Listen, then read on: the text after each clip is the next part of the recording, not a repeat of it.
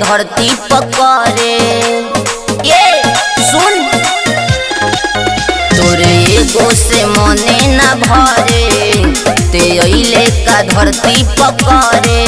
कके हमारा से प्यार दिले जिंदगी उजार, अब आ गइले ऐसन हद पर। मरता रे डबल मरद पर छौरी, मरता रे डबल मरद पर, मरता रे डबल मरद पर छौरी, मरता रे डबल मरद पर।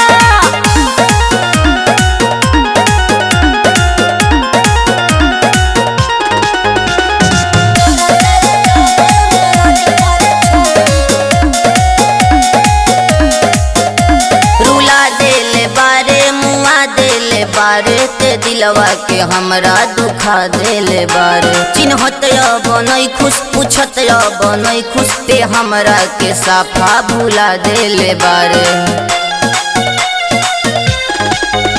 रुला देले बारे मुआ देले बारे, ते दिलवा के हमरा दुखा देले बारे। चिन्हत बनई खुश पूछत बनई खुश, ते हमरा के साफा भुला देले बारे। रोजो रोजो रहतानी जागल, ते बनौले बारे हमरा के पागल। कके हमसे बेवफाई, ते बनवले जुदाई, नून मलता रे हमरा दर्द पर। मरता रे डबल मरद पर छौरी, मरता रे डबल मरद पर, मरता रे डबल मरद पर छौरी, मरता रे डबल मरद पर।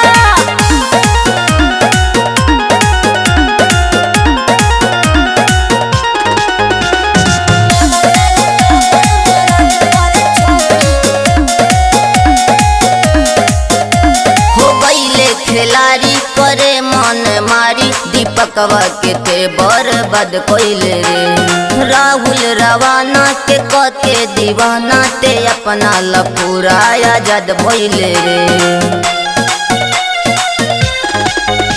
हो गइले खिलाड़ी करे मन मारी, दीपकवा के ते बर्बाद कइले रे। राहुल रवाना के कके दीवाना, ते अपना ला पूरा आजाद भइले रे। अब फाटे करे जा कहर के, दे दे शीशी हमके जहर के। करता रे नफरत कके हमारा से छल, बैठता रे विकासवा के पद पर। मरता